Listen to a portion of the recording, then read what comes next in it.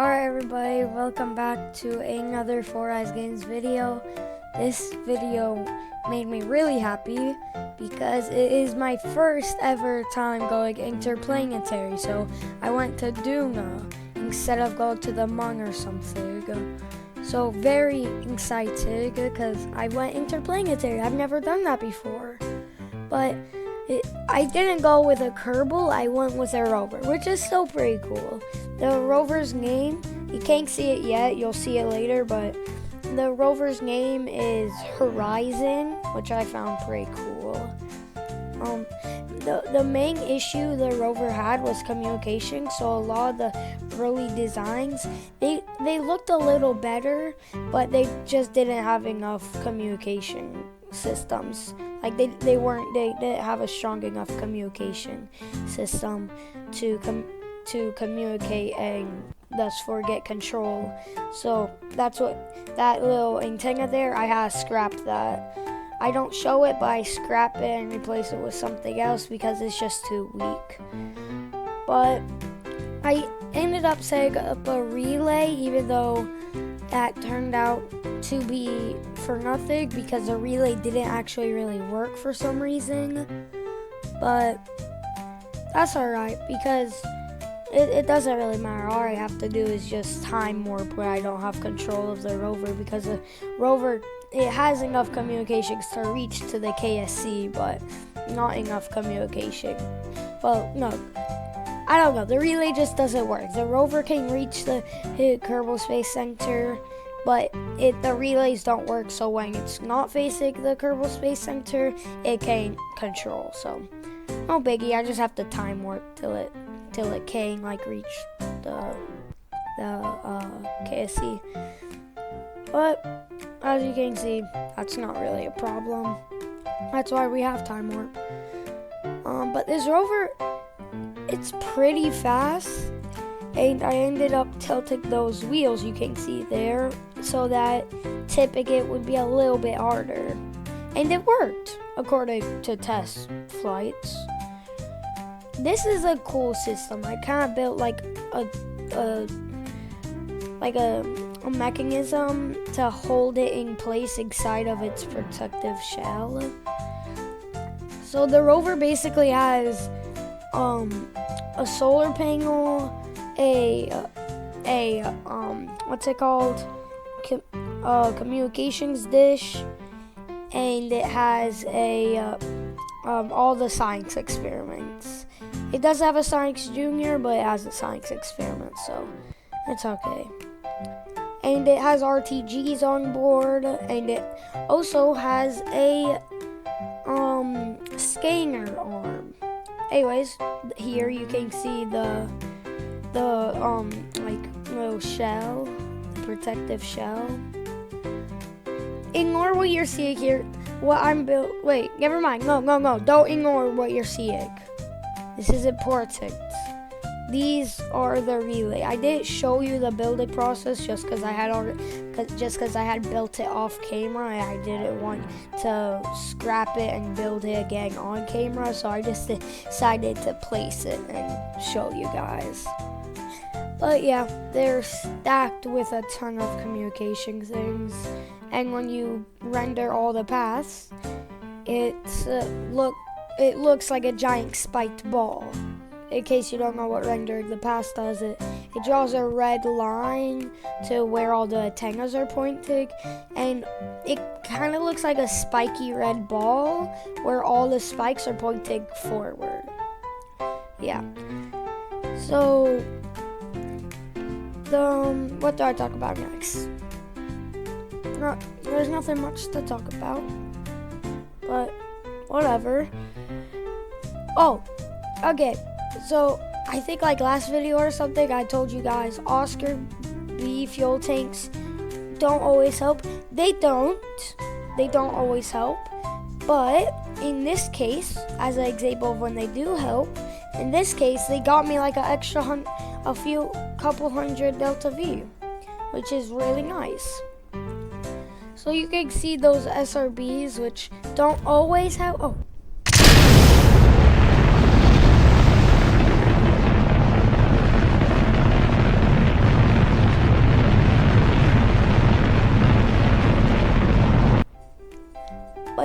and see those SRBs, they don't always help. In fact, they sometimes decrease delta V, but in this case, they gave me a ton of delta V, which is really helpful. So I added them despite them being half the size of the entire actual rocket. But that's okay. I haven't really gone in depth about what the mission is, so I will in a second, but let me just say that this is the first time I have ever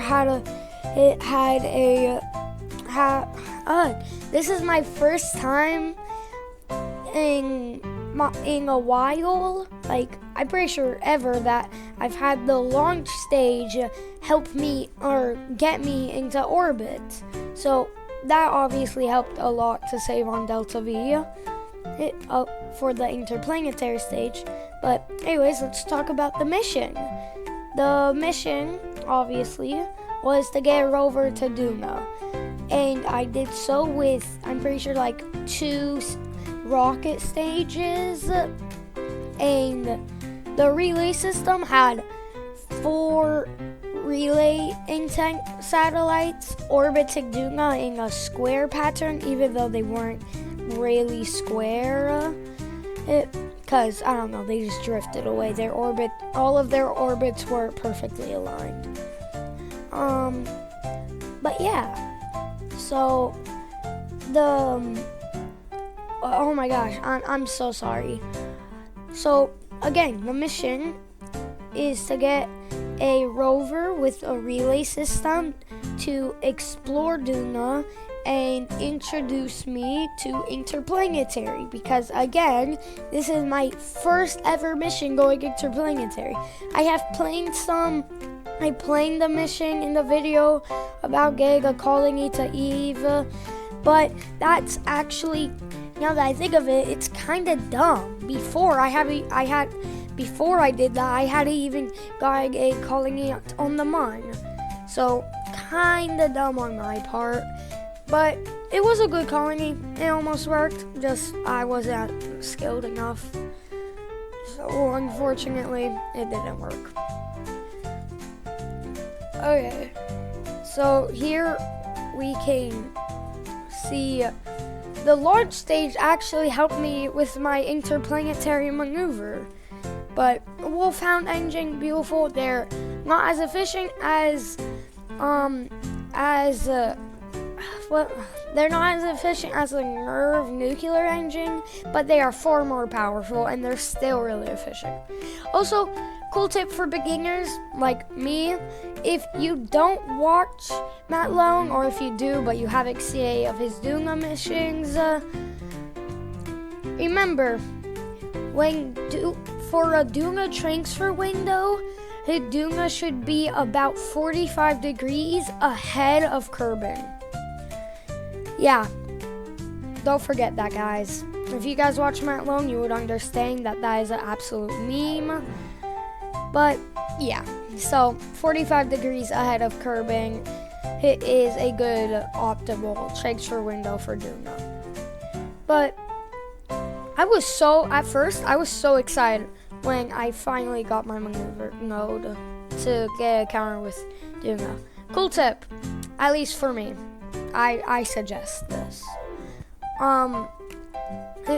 When doing really precise nodes, you can bring up the little diagram, which you would have saw a second ago. Go ahead, rewind if you need to. But there's a little maneuver node diagram that can help you really get your maneuver nodes really precise. So I recommend it. It's helpful.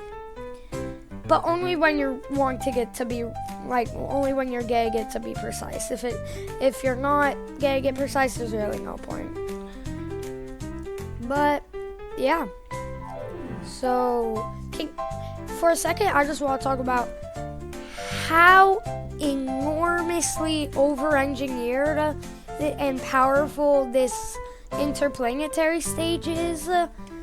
I'll tell you the grand total of delta V left when I'm done using it.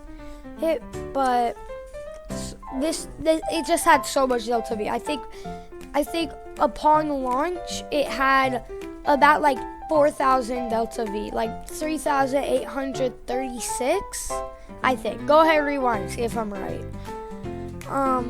But make sure, if you do rewind and comment, make sure you're talking about vacuum, because wolfhounds are only good at vacuum. But yeah, I had like 3,800 something delta V of vacuum from that interplanetary stage. And when I was done, I'll tell you how much delta V I had left.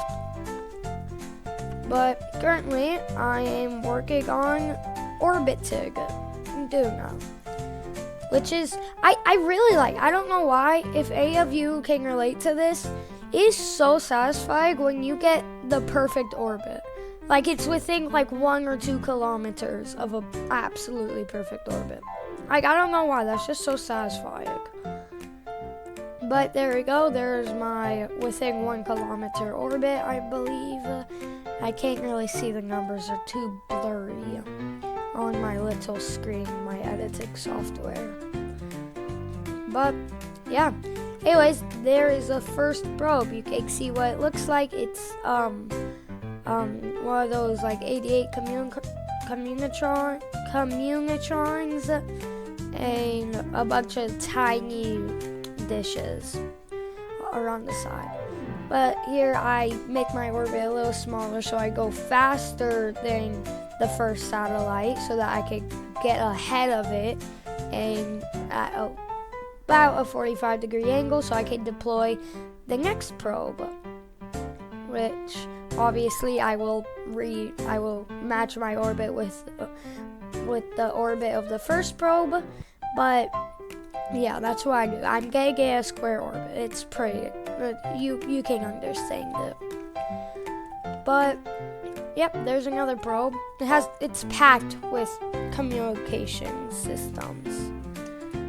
But here you can see my re-entry pod and the little stick thingy that holds all the probes in place. But there's myself smallerize, shrinking my orbit so that, again, I go faster than the other probes to get 45 degrees ahead of them. And then I could deploy my next probe. So, yeah, it makes sense. I'm pretty sure my interplanetary stage could be used as a relay because I went ahead and put I went ahead and put a communitron on the interplanetary vessel just in case I needed it, just in case I lose contact. But it wasn't really necessary, but it probably helped a lot. So, yep, there's me just time warping so that I can be about 45 degrees. Why am I repeating this? You guys understand, right? 45 degrees, so that, no, not 45 degrees, what am I saying? 90 degrees. So that, square, 90 degrees, you guys understand. So, yep, I'm pretty sure, grand total of delta V at the end of this interplanetary thing's service, I will tell you right after this burn. So, the grand total of delta V left is like 2,627 or something. So, in case you guys don't understand how much that is, let me just tell you it's a lot. I don't know how to explain how much 2,627 something delta V is, but yeah, it's a lot. So it can move me about 2 kilometers, which doesn't seem like a lot. Yeah, forget I say that. That makes it seem like really weak. It's not weak, but it seems weak when I say it. Oh wait, never mind. We're in meters, so that's like 6 kilometers. You should subscribe. Did my PC just shut off in the middle of a voiceover? No Four Eyes Games. It did not shut off, but the monitor did for a second. But anyways, here I am landing. So yeah, I came in at 7 meters a second, which is kind of fast, but the suspension got me. So yeah, there's the rover. The thing kind of disassembled itself. You know, the little lowering thing that held the rover in place. But there you go. That the Commutron 88 hit right there on the rover. I'm doing some experiments. There's no need to do experiments in sandbox mode, but why not? It's cool. When I do a crewed mission to Duna, I gotta make sure I land somewhere close to the rover so that I could bring batteries. Like when I do a crewed mission, I want to make sure there's a possibility so that I could do some maintenance on the rover. And then for, like video purposes, I might break a wheel on the rover so that I can go ahead and repair it so I can make content off it. Yep, that's how YouTube works, guys. Yeah. Anyways, it cruises at when we're going flat ground, it cruises at about 10.7 meters a second. It slowly accelerates from that, but that's basically where it stops. Anyways, I just gained a big asteroid, which is cool. Again, transmitting the data, I ran out of all power. I got to transmit the